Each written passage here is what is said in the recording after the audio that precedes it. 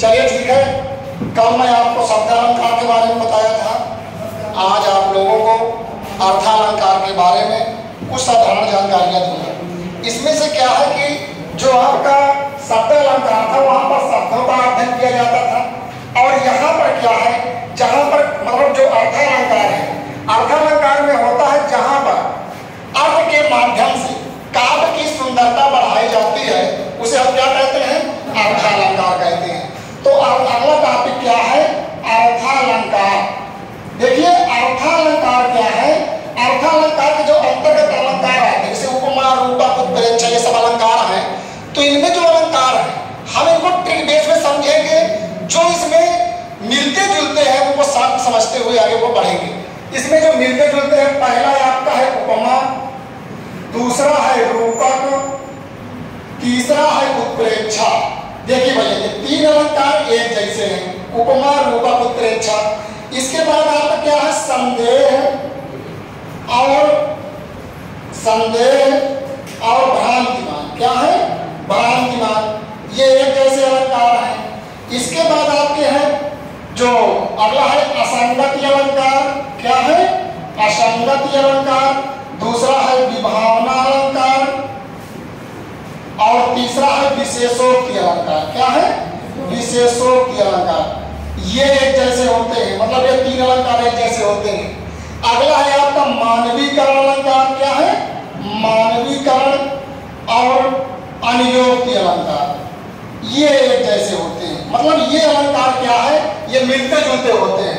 बाकी आप जैसे अतिशयोक्ति है, दृष्टांत है, प्रतीप है, उल्लेख है ना, विरोधाभास है, आपके अन्य अलंकार हैं। तो सबसे पहले हम उपमा, रूपक, उत्प्रेक्षा को समझेंगे। किसको, उपमा, रूपक, उत्प्रेक्षा को।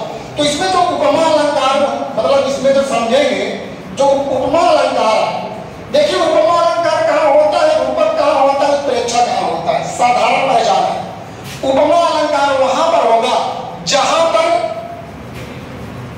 उपमेय में उपमान की तुलना की जाए। मतलब इससे साधारण मतलब जहां पर हम तुलना करें, जहां पर हम क्या करें, तुलना करें। और रूपक में क्या होता है, जब हम उपमेय में उपमान का आरोप कर दें। क्या कर दें, आरोप कर दें। जब आरोप कर देंगे तो वहां पर क्या हो जाएगा, रूपक अलंकार।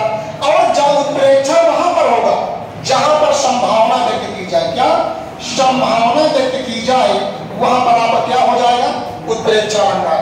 तो हमें साधारणतः जानकारी ये रखना है कि यानी उपमा अलंकार वहां पर होगा जहां पर तुलना की जाएगी, और रूपक वहां पर होगा जहां पर आरोप किया जाएगा, उत्प्रेक्षा वहां पर होगा जहां पर हम संभावना पाई जाए। कैसे, जैसे मैं कह दूं सीता का मुख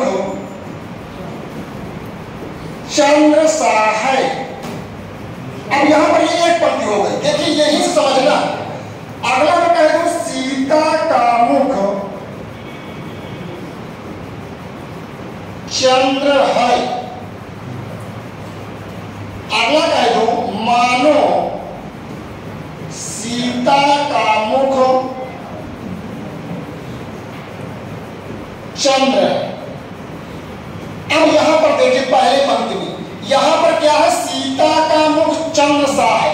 मतलब यहां पर उपमेय उपमान है, उपमेय उपमान है। सीता का मुख क्या है, सीता का मुख चंद्र के क्या है, चंद्र सा। तो सीता के मुख की तुलना हम किससे कर रहे हैं, चंद्रमा से कर रहे हैं। जब तुलना करेंगे तो वहां पर कौन सा अलंकार होगा, उपमा अलंकार। सीता का मुख चंद्र है, मतलब सीता के मुख में और चंद्रमा में कोई अंतर नहीं है। इसलिए यहाँ पर क्या किया जा रहा है, बिल्कुल आरोपित किया जा रहा है। जब आरोपित किया जाएगा तो वहां पर कौन सा अलंकार होगा, तो वहां पर आता होगा रूपक अलंकार। और उत्प्रेक्षा वहां पर होगा जहां पर हम संभावना, जहां पर किसी वाक्य में संभावना पाई जाए। असंभावना कैसे, मानो सीता का मुख चंद्र सा है। मतलब यहाँ पर माना जा रहा है, मतलब निश्चितता नहीं है कि है या नहीं है, लेकिन फिर भी संभावना व्यक्त करते हैं। क्या है, संभावना व्यक्त करते हैं। तो तीनों अलंकारों में यही अंतर है। पहला है तुलना करना, दूसरे में आरोप करना, तीसरे में संभावना व्यक्त करना। इतनी बात आप सबको समझ में आई, ठीक है।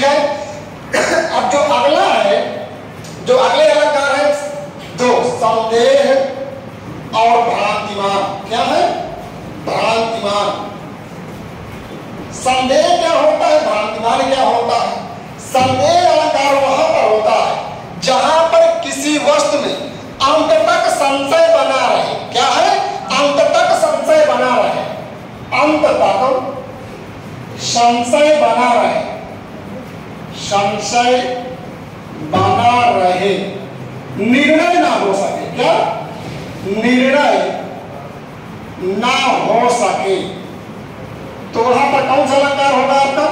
संदेह अलंकार होगा। अब भ्रांतिमान वहां पर होगा जहां पर क्या है, भ्रमवश कार्य को कोई कर बैठे, भ्रमवश कार्य को कर बैठना। कैसे? जैसे मैं एक पद दे रहा हूं, मैं कह दूं रस्सी है या सांप, रस्सी है या सांप। अब इस पंक्ति को आप जितनी बार पढ़ोगे उतनी बार आपको संदेह रहेगा, उतनी बार आपको निर्णय नहीं हो पाएगा कि पता नहीं ये रस्सी है कि सांप है। तो यहाँ पर निर्णय तो नहीं हो पा रहा है, इसलिए कौन सा अलंकार यहाँ पर हो जाएगा? तो यहाँ पर हो जाएगा संदेह अलंकार। या कह दिया जाए कि विरह है, विरह है अथवा वरदान।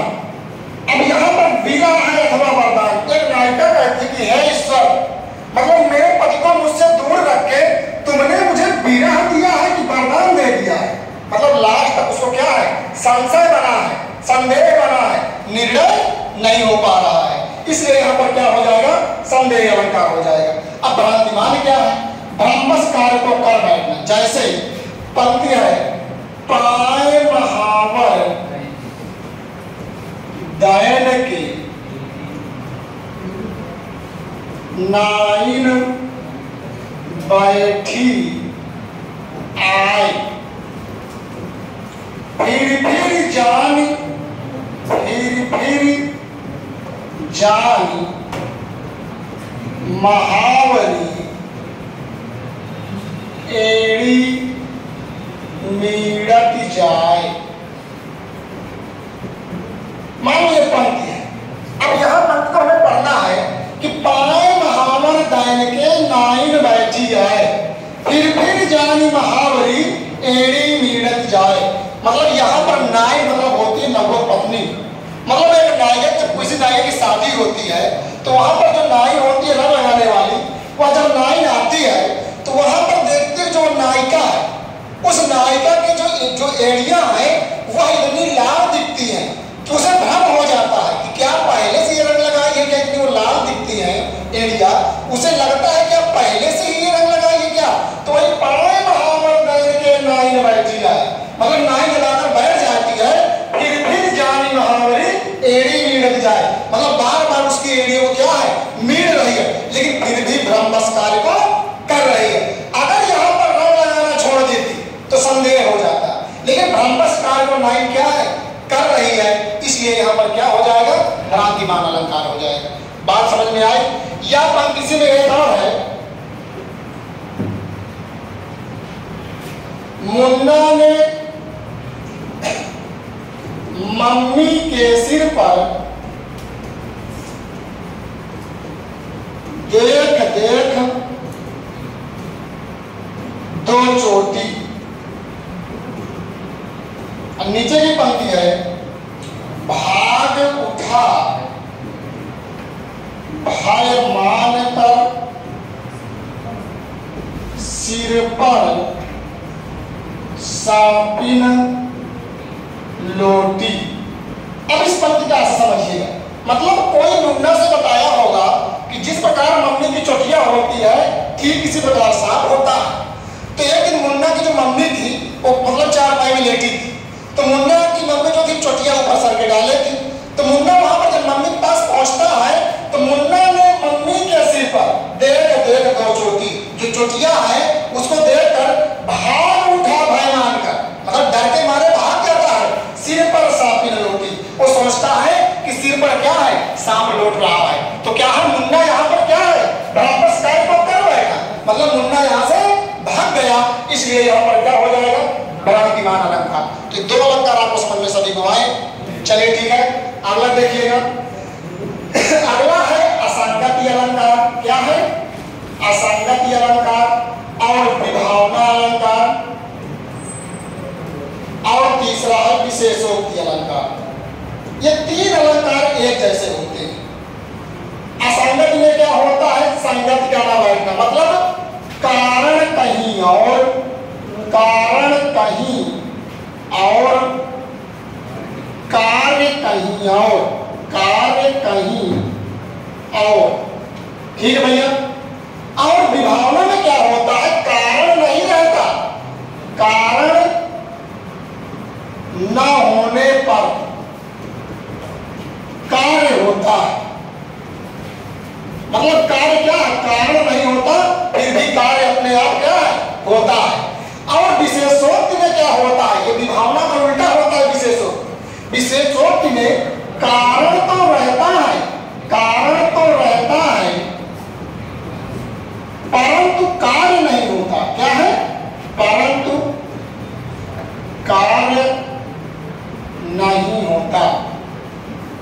इतनी बात आपको समझना है कि मतलब असंगत में क्या है, कारण कहीं और, कार्य कहीं और विभावना में कारण के न होने पर, मतलब कारण नहीं होता फिर भी कार्य अपने आप होता है। और विशेषोक्ति में क्या होता है, कारण कहीं और रहता है, कार्य कहीं और रहता है। जैसे तुम बच्चे हो, मतलब फोन आवा तुमने होगा कोई चोट लाग के हो तो मतलब दर्द हो गई होना चाहिए, लेकिन दर्द तुम करा करते हो कि दर्द हमाऊं का, मतलब कारण कहीं और है। मतलब देखे चोट लागे दर्द हो के हो तो ठीक है ना। जैसे पंक्ति है, चोट तुम्हें लगती है, दर्द हमें होता है, दर्द हमें होता है। अब यहां पर समझिएगा कि चोट कहूंगा दूसरे के लागत है, दर्द कहूंगा दूसरे के बात है। ऐसा हो सकता है, नहीं हो सकता है, क्योंकि संगति क्या ना बैठना, मतलब कारण कहीं और है, कार्य कहीं और हो रहा है, इसलिए क्या हो जाएगा, असंगति अलंकार। विभावना अलंकार क्या होता है, कारण के न रहने पर भी कार्य होता है। जैसे बिनु पग चले, बिनु पग चले, सुनाए बिनु काना, सुनाए बिनु काना, कर बिनु कर्म, कर बिनु कर्म, कराए विधि नाना, आनंद रहित, आनंद रहित सकल रस भोगी। और नीचे की पंक्ति है, बिन वारी वक्ता बड़जो, बिन वारी वक्ता बड़ जोगी। अब यहां पर पंक्ति देखिएगा कि बिरुपा के चले सुनाई बिरुकाना, मतलब क्या है, पैर नहीं है फिर भी क्या है, चल लेता है। सुनाई बिरुकाना, कान नहीं है फिर भी सुन लेता है। कर बिनु कर्म कराए विधि नाना, कर मतलब हाथ, हाथ नहीं है फिर भी हर प्रकार के रसों का स्वादन कर लेता है। फिर आनंद रहित सकल रस भोगी, मतलब आन मतलब मुख, मुख नहीं है फिर भी हर प्रकार के रसों का स्वादन कर लेता है। बिन वाणी वक्ता बड़ जोगी, मतलब बोल नहीं पाता फिर भी बहुत बड़ा है, वक्ता है, कारण नहीं है फिर भी कार्य हो रहा है। इसके बाद विशेषोक्त में क्या होता है, कारण तो प्रबल होता है परंतु कार्य नहीं होता है। जैसे दिए है पंक्ति, मेरो नैना श्रावण भादव फिर भी मेरा मन प्यासा, मेरा मन प्यासा। मतलब यहां पर क्या है कि मेरो नैना सावन भादव फिर भी मेरा मन प्यासा। एक नायिका कहती है कि हे मतलब कि मेरो नैना सावन भादव, मेरे आंखों में सदैव सावन भादव का महीना बना रहता है, अर्थात आंखों से आंसू निकलते रहते हैं, फिर भी मेरा मन प्यासा, फिर भी मेरा मन क्या है, प्यासा का प्यासा है। तो यहाँ पर क्या है, कारण तो प्रबल है लेकिन कार्य नहीं हो रहा है। यह वीडियो वाले ने पूछा गई थी पंक्ति कि पानी बिच मीन प्यासी, पानी बिच मीन प्यासी। अब नीचे की पंक्ति है, मोहि सुन सुन, मोहि सुन सुन आवै हासी, आवै हासी। मतलब यहाँ पर क्या है कि पानी बिच मीन प्यासी मोही सुन सुनावा यासी, कहीं मछली जल में रहकर प्यासी रह सकती है क्या? मतलब कारण तो है परंतु कारण नहीं हो रहा है, इसलिए यहाँ पर क्या हो जाएगा? विशेषोक्ति अलंकार। तो तीनों अलंकार आपको समझ में आए सभी को? अगला है आपका, अगला अलंकार है मानवीकरण और है अनियोक्ति अलंकार। क्या है? अनियोक्ति अलंकार। अब मानवीकरण अनियोक्ति क्या होता है? जो मानवीकरण अलंकार होता है, मानवीकरण अलंकार में होता है कि यहाँ पर हम निर्जीव वस्तुओं को एक सजीवता का रूप देते हैं। निर्जीव वस्तुओं को क्या है? निर्जीव वस्तुओं को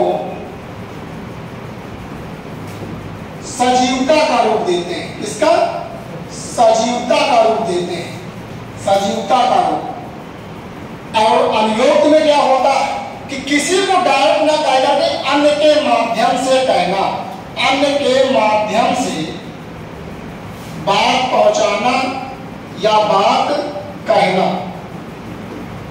जैसे मान लो पंक्ति दिया है कि मानवीकरण में आप लोग पढ़े होंगे, कक्षा 5 में पढ़े होंगे कि हटकर बैठा चांद एक दिन, हटकर बैठा चांद एक दिन, माता से यह बोला, माता से यह बोला, सिलवा दो माँ मुझे उनका, मुझे उनका मोटा एक झिगोला। मतलब ये रामधारी सिंह दिनकर की पंक्ति है। ये लिखते हैं कि हटकर बैठा चांद एक दिन, हर मतलब होता है जिद। ये बताओ कहीं चांद जिद करके बैठेगा? वो जिद करेगा? नहीं करेगा ना। तो मतलब यहाँ पर निर्जीव वस्तु को हम सजीवता का रूप दे रहे हैं, इसलिए क्या हो जाएगा आपका? मानवीकरण अलंकार। कि हटकर बैठा चांद एक दिन माता से यह बोला, मतलब गुस्सा करके, मतलब जिद करके चांद अपने माता से बोलता है, यह बोला कि सिलवा दो, सिलवा मतलब खरीदवा देना, दो माँ मुझे उनका मोटा एक झिगोला, मतलब हे माता मुझे एक ऊन से बना हुआ क्या है? वस्त्र सिलवा दीजिए या वस्त्र खरीदवा दीजिए। ठीक है। यह निराला की एक पंक्ति बहुत फेमस है। दिवसावसान का समय मेघमय, आसमान से उतर रही वह संध्या सुंदरी परी सी, धीरे धीरे धीरे। यहाँ पर क्या है कि जो सूर्य की किरणें हैं, उन किरणों को परियों से तुलना की है कवि ने, निराला ने। कहते जैसे कि वो सूर्य की किरणें जमीन में आती हैं, देखने में ऐसा सुंदर सुशोभित लगता है कि ऐसे लगता है कि ऊपर से सुंदरियां नीचे जमीन में आ रही है। तो यहाँ पर क्या है? किरणों को एक मानव का रूप दिया जा रहा है, इसलिए यहाँ पर क्या हो जाएगा? मानवीकरण अलंकार हो जाएगा। यह कह दिया जाए फूल हंसे कलियां मुस्काई, सागी वनस्पतियां अलसाई, मुंह धोती जल शीतल जल से। मतलब यहाँ पर क्या है कि कहीं कलियां मुस्कुराएंगे, कहीं फूल हंसेंगे, तो एक मानव का रूप कवि दे देता है। तो वहां पर क्या हो जाता है? मानवीकरण अलंकार। और अनियोक्त क्या होता है? अनियोक्त में होता है किसी को हम स्पर्श ना कह करके अन्य के माध्यम से कहते हैं, तो वहां पर क्या हो जाता है? अनियोक्ति अलंकार। जैसे पंक्ति दिया है क्षमा शोभती, क्षमा शोभती उन भुजंगों को, भुजंगों को जिनके पास गरल, नीचे की पंक्ति है उनको क्या, उनको क्या जो दंतहीन विष रहित विनीत सरल। अब यहां पर क्या कि यहां पर कि क्षमा शोभती उन भुजंगों को जिनके पास गरल हो, मतलब कोई गरल मतलब होता है विष। मान लो कोई जहरीला सर्प है, तुम्हारे पास बच्चा वक्त में नहीं काटेंगे, तुम्हारे खुशी की बात, चलो माफ कर दिया। उनको क्या जो दंतहीन विष रहित विनीत सरल है, मतलब जिनके पास विषय नहीं है, जो बढ़िया सांप हो देगा वाले, अगर उनके पास विष है ही नहीं तो हमें कहते हैं कि जब तुम्हें नहीं काटेंगे, तुम्हें छोड़ रहे हैं, तुम्हें कहने से क्या मतलब है? मतलब वही तुम समझ लो, कोई मोटा तगड़ा आदमी है, अब उसमें क्या है, कोई दुबला दुबला है, अब दुबला वाले आदमी आके मोटे वाला यार जब हाथ तुझे छोड़ दिया, तुझे नहीं मारेंगे, तो उसमें क्या होगा? मतलब यहाँ पर क्या है, स्पष्ट ना कह करके अन्य के माध्यम से कहा जाता है। यह बहुत फेमस पंक्ति है उसकी, बिहारी लाल की, नहीं पराग नहीं मधुर मधु नहीं विकास यही काल, अली कली ही सो बिंदियो आगे कौन हवाल। मतलब यहाँ पर क्या है कि जो राजा जयसिंह थे वो प्रेम में इतना लिप्त हो गए थे कि राजपाट को संभाल नहीं रहे थे, तभी राजा जयसिंह के उसमें बिहारी लाल लिखते हैं कि नहीं पराग नहीं मधुर मधु।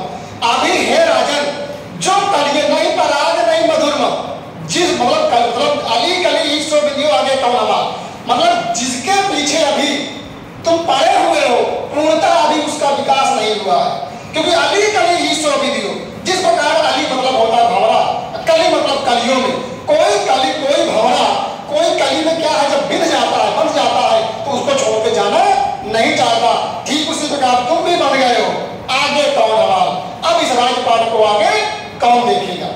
बात समझ में आई? तो ये आपके अनियोग्य और मान्यकरण हो जाएंगे। अब जो आपके अगले अलंकार है, अगले अलंकार में आपके हैं, पहला है दृष्टांत अलंकार। क्या है? दृष्टांत। दृष्टांत अलंकार में क्या होता है कि दृष्टांत अलंकार में जहां पर दो वाक्यों में बिंब प्रतिबिंब के भाव बने, किसके? बिंब प्रतिबिंब, प्रतिबिंब के भाव बने, के भाव हो, वहां पर क्या होता है? दृष्टांत अलंकार होता है। जैसे लिखा है, एक म्यान में दो तलवारें कभी नहीं रह सकती हैं, कभी नहीं रह सकती हैं। और नीचे की पंक्ति है, किसी और पर प्रेम नारियां पति का क्या सह सकती हैं, पति का क्या सह सकती है। यहां पर कवि के कहने का आशय है, म्यान में क्या होता है? जो तलवार इसमें रखी जाती है, जिस प्रकार एक म्यान में दो तलवारें कभी नहीं रह सकती हैं, मतलब पहले पंक्ति का आशय दूसरे में क्या बिंब का भाव बना रहा है कि जिस प्रकार एक म्यान में दो तलवारें कभी नहीं रह सकती हैं, मतलब एक साथ दो तलवारें कभी नहीं रखी जा सकती हैं, उसी प्रकार किसी और पर प्रेम नारियां पति का क्या सह सकती हैं। अगर किसी का पति किसी दूसरे स्त्री से प्रेम करने लगे तो सामने लगेगा, कहीं या तो हम या तो पंखा, कहीं ऐसे, तो मतलब क्या है कि वहां पर क्या होगा? दृष्टांत अलंकार होगा। ये जैसे कि रहीमन, जैसे कि इसमें कई पंक्तियां और हैं, रहीमन भाटे दूध के मथे न माखन हो, ठीक है, तो इसमें कई पंक्तियां हैं आपके दृष्टांत अलंकार में, तो इसमें बिंब प्रतिबिंब के भाव बनेंगे। ठीक है भैया, अगले आपका है अतिशयोक्ति अलंकार। क्या है? अतिशयोक्ति अलंकार। अतिशयोक्ति अलंकार में क्या होता है? जहां पर किसी व्यक्ति वस्तु को चढ़ा बढ़ा के वर्णन किया जाए, इसको चढ़ा बढ़ा के वर्णन किया जाए, मतलब मर्यादा से परे हो, वहां पर क्या होता है आपका? अतिशयोक्ति अलंकार। जैसे नंदू जी ने इतना छींका, इतना छींका, इतना छींका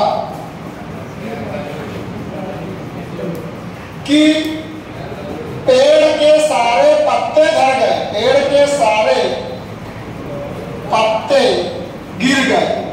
अब बताओ ऐसा हो सकता है कि नंदू जी कितना बड़ा छिपाई गया कि मतलब क्या असंभव की बात है ना? मतलब नंदू जी ने इतना छींका कि पेड़ के सारे पत्ते गिर गए। जैसे कह दिया जाए कि रानी ने आज इतना रोया कि ताल तलैया भर डाला, वो कितनी बड़ी रोइया है। जैसे एक पंक्ति है, बाल खोल कर ना चला करो, नहीं चांद भी भूल जाएगा, रास्ता। आप बताओ कहीं कितने घूम रहा है बाजू का बादल रहेगा कि मतलब चंद्रमा भूल जाएगा। मतलब बाल खोलकर ना चला करो, नहीं चांद भी भूल जाएगा रास्ता। ठीक है, तो ये यहाँ पर क्या है, आपका है अतिशयोक्ति अलंकार। अगला आपका अलंकार है अगला अलंकार आपका है प्रतीप अलंकार। क्या है, प्रतीप अलंकार। प्रतीप अलंकार में क्या होता है, देखिए यहाँ पर समझने की बात है कि जो प्रतीप होता है यह उपमा अलंकार का उल्टा होता है। प्रतीप अलंकार उपमा अलंकार का उल्टा होता है। प्रतीप में उपमा में अंतर क्या होता है, मतलब उपमा क्या होता है, उपमा का उल्टा होता है। अब दोनों में यहाँ पर समझिए गौर से, क्योंकि यहाँ पर दोनों अलग अलग है। मतलब यहाँ पर दोनों में उपमेय उपमान तो होते हैं, दोनों में उपमेय उपमान तो होते हैं, लेकिन क्या होता है कि जो उपमा अलंकार होता है, उपमा में उपमेय को हम श्रेष्ठ मानते हैं। क्या है, श्रेष्ठ मानते हैं, वो हीन मानते हैं।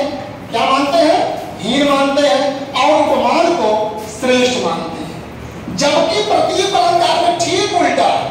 प्रतीप में ठीक उल्टा है कि प्रतीप में क्या होता है, उपमेय को श्रेष्ठ मानते हैं और उपमान को क्या कर देते हैं, हीन मान लेते हैं। इतना गौर समझिएगा कि उपमेय में उपमा अलंकार में क्या होता है, उपमेय को हीन माना जाता है, कमजोर माना जाता है, और क्या है, उपमान को श्रेष्ठ माना जाता है। लेकिन प्रतीप में क्या होता है कि उपमेय को श्रेष्ठ और उपमान को हीन माना जाता है। कैसे, जैसे हम कह दें कि सीता का मुख चंद्र सा है, तो यहां पर आपका सीता का जो मुख है ये क्या हो जाएगा, उपमेय हो जाएगा, और चंद्रमा आपका उपमान हो जाएगा। तो सीता का मुख छोटा है मतलब हीन है, और उपमान क्या है, चांद सा, चांद बड़ा है, तो ये आपका उपमान हो जाएगा। तो यहाँ पर क्या हो जाता है, उपमा अलंकार। अगर हम इसी में कह दें कि चांद सीता के मुख जैसा या मुख सा है, तो यह उल्टा हो जाएगा, क्योंकि यहाँ पर हम चंद्रमा की तुलना कर दे रहे हैं सीता के मुख से। मतलब सीता के मुख को श्रेष्ठ बता रहे हैं। क्या बता रहे हैं, श्रेष्ठ बता रहे हैं, और चांद को हीन बताया जा रहा है, क्योंकि जिसकी हम तुलना करते हैं वो हीन होता है उपमा अलंकार में, और उपमान क्या होता है, श्रेष्ठ वाला होता है। तो प्रतीप अलंकार आपको समझ में आया सभी को। इसमें है एक पंक्ति, का भोंभर मुख मूंदा नवला नारी, चंद्र सरक पर सो है यह अनुभाग। मतलब इतना गुमान तो चंद्रमा पर नहीं है। एक नई नवेली जब शादी होती है तुम देखते रहे हो कि 2-4 छाते मतलब पल्ला हड़बे न करे, तो मतलब क्या है वहां पर कि कहते का भोंभर मुख मूंदा नवला नारी, मतलब तुम अपनी मतलब घूंघट क्यों मूंदे हुए हो, क्योंकि इतना गुरु जितना सुंदर तुम हो, तुमसे ज्यादा सुंदर तो चंद्रमा है। इतना गुरूर तो उसे भी नहीं जो कि बादलों से हट करके पूरे पृथ्वी को प्रकाश से क्या है, भर देता है। तो ये क्या हो जाएगा, आपका प्रतीप अलंकार हो जाएगा। अगला है आपका विरोधाभास अलंकार। क्या है, विरोधाभास अलंकार। अब विरोधाभास अलंकार में क्या होता है, विरोधाभास में होता है कि जहां पर दोनों पंक्तियों में सकारात्मक नकारात्मक भाव बने, क्या है, एक दूसरे के विरोध की बात की जाए, तो वहां पर क्या होगा, विरोधाभास अलंकार। जैसे मोहब्बत एक मीठा जहर है। अब यहां पर देखिए मीठा आ रहा है, जहर आ रहा है, एक दूसरे के विपरीत हो रहे हैं, इसलिए यहां पर क्या हो जाएगा, आपका विरोधाभास अलंकार हो जाएगा। या अनुरागी चित्त की, या अनुरागी चित्त की गति समझे नहीं कोई, ज्यों ज्यों बूढ़े श्याम रंग, ज्यों ज्यों बूढ़े श्याम रंग, त्यों त्यों उज्ज्वल हो। तो यहां पर देखिए विरोध कहां पर हो रहा है, ज्यों ज्यों क्या त्यों त्यों। यहां पर क्या, बूढ़ा मतलब श्याम मतलब काला, उज्ज्वल मतलब उजाला। तो यहां पर क्या हो रहा है, आपका विरोधाभास अलंकार हो रहा है। तो देखिए जो ये आपके इंपॉर्टेंट अलंकार थे, उन अलंकारों को हम समझा दिए। आप शब्दालंकार इसके पहले वीडियो में पढ़ाए हैं और ये अर्थालंकार रहा। इसके बाद हम जो अगली वीडियो लाएंगे उसमें आपको हम रस के बारे में अध्ययन करवाएंगे। आप लोग इस वीडियो को देखिएगा, सब्सक्राइब भी करिएगा ताकि अधिक से अधिक लोग क्या है इस वीडियो को देख भी सकें। ठीक है, धन्यवाद।